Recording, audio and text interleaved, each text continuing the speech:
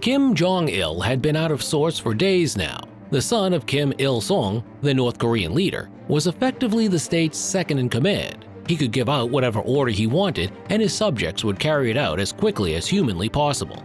But one of Kim Jong-il's desires was an impossible wish. He was responsible for the country's film industry, and this was a fitting duty for him. The dictator's son worshipped cinema and dreamt of North Korean films being recognized the world over. Every diplomat working in Western countries was ordered by Kim Jong-il to send copies of new films to Pyongyang. He particularly liked kung fu action films and Sean Connery's Bond films. But where could he find actors of such caliber in his homeland? Kim Jong-il noticed an absence of enthusiasm from film crews. People from the North Korean film industry knew that the state would feed them even if they created nothing spectacular, since their films came out particularly cliched and lifeless. And then Kim Jong-il came up with an ominous plan.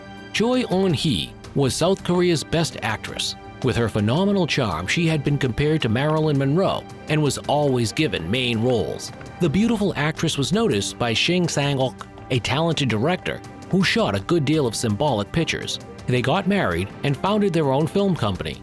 In the 50s and 60s, Choi on-Hee starred in over 130 films, and Shin Sang-ok shot 2 or 3 pictures a year.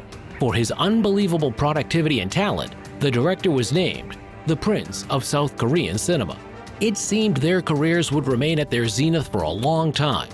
But with the 70s, new changes occurred in the South Korean film industry. The state got involved with art. The authorities' constant interference and strict censorship noticeably reduced their level of freedom. Previously loved by the nation, they proved to be in a difficult situation. Choi on-Hee stopped receiving roles, and Shin Sang-ok had to film propaganda, which audiences booed at. But even in this style, his artistry ran counter to the state's censorship, and by the president's personal instruction, Shin Film, the director's studio, was closed down. Against the backdrop of professional failures, they also encountered problems in their personal lives. Choi on-Hee filed for divorce. She locked herself in her home, saving every penny she had. In 1978, the telephone in her house rang unexpectedly. Choi on-Hee was called by a wealthy producer from Hong Kong who made an offer that she couldn't refuse. For a solid wage, they offered to shoot a film with the actress and possibly set up an acting academy in Hong Kong in the future. Choi on-Hee couldn't believe her luck. It sounded too good to be true.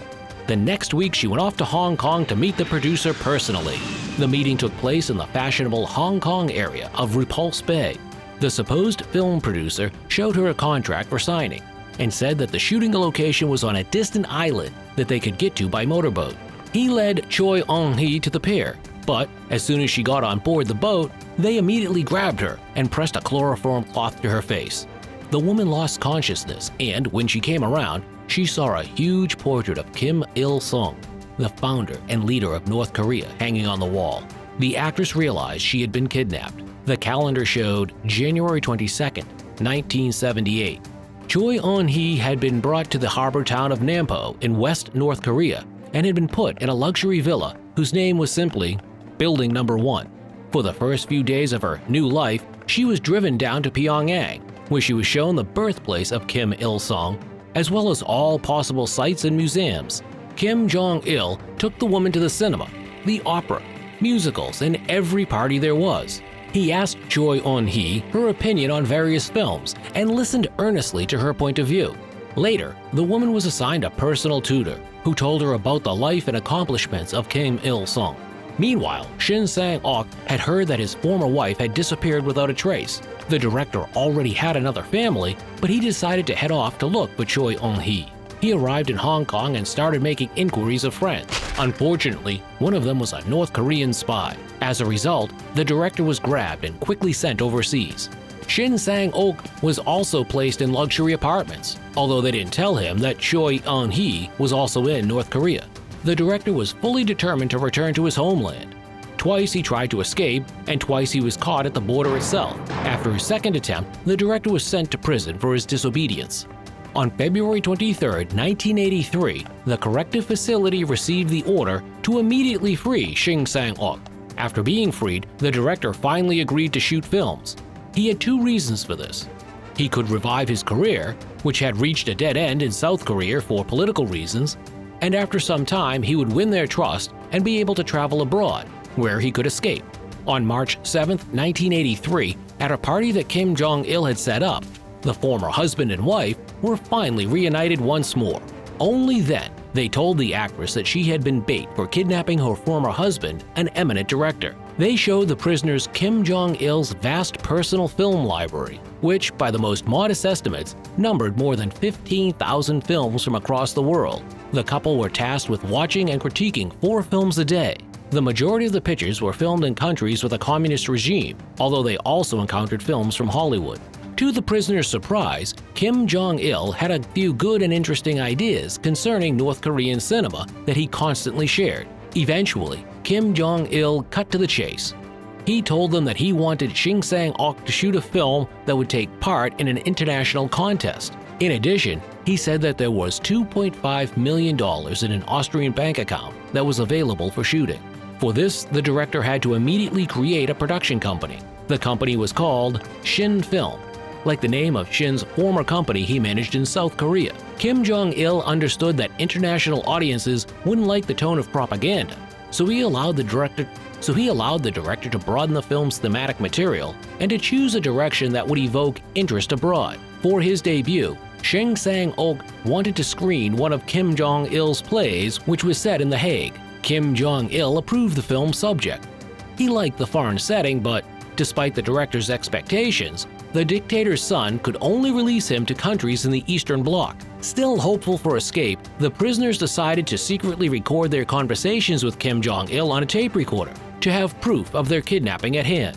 On October 19, 1983, during one of their conversations, the dictator's son spoke plainly of his plan to kidnap them with the aim of improving cinema in North Korea. He also told them that it would be better for everyone if the director and the actress talked with the press and say that they had come to Pyongyang willingly. The next day, Shin Sang-ok started shooting. Together with Choi on-Hee, he went off to East Berlin and Prague, where they were followed everywhere by security. By spring 1984, the film was ready, and in North Korea, it went off like an exploding bomb. The people had never seen such shots of European towns and the faces of non-Asian actors. In April, Shin Sang-ok and Chu Hong-yi flew off to a festival in Belgrade, where at a press conference, they said that they were in North Korea by their own volition. The film's premiere was the first piece of news from the actress and director for many years. Everyone knew the true reason they had been so quiet, but nothing could be done.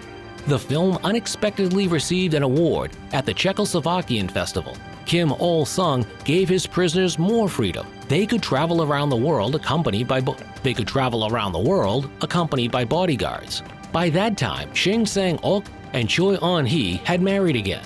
Over 3 years, the husband and wife produced and filmed a large number of films for North Korea. Choi on-Hee received a prize at the Moscow Film Festival for her main role in the film Salt in 1985. You have to admit that Kim Jong-il's crazy idea worked. The actress later recalled that they had been able to film not only propaganda that glorified the regime, but actual films that possessed artistic value.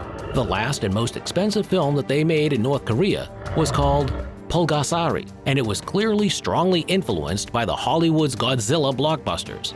With time, the prisoners earned Kim Jong-il's trust. In 1986, he asked the director to travel to Austria and find a sponsor for creating a biopic on Genghis Khan. On the 12th of March, the husband and wife stopped off at the Intercontinental Hotel. They had agreed to meet with the journalist Akira Inoki under the pretense of an interview and convinced their North Korean bodyguards to leave the room. Then, Shin Sang-ok told a member of the hotel staff to tell the U.S. Embassy they were seeking asylum.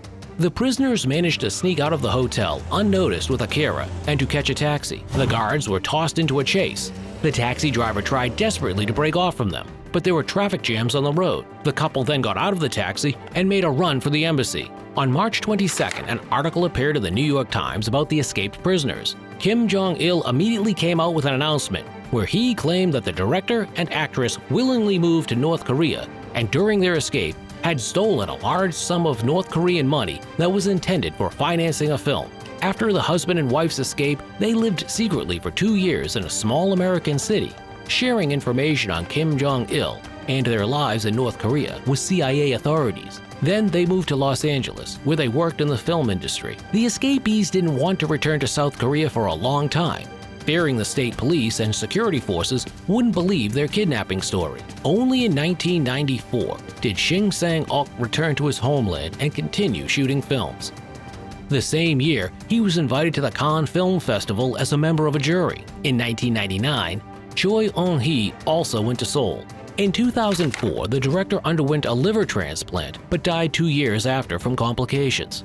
The South Korean president posthumously awarded Shin Sang-ok with the Golden Crown Medal, the highest award for artists. Choi on-Hee passed away in April 2018. Her death was mourned by hundreds of citizens. If you liked this video, don't forget to leave a like and to subscribe to our channel. Click the bell so you don't miss when any of our new videos come out.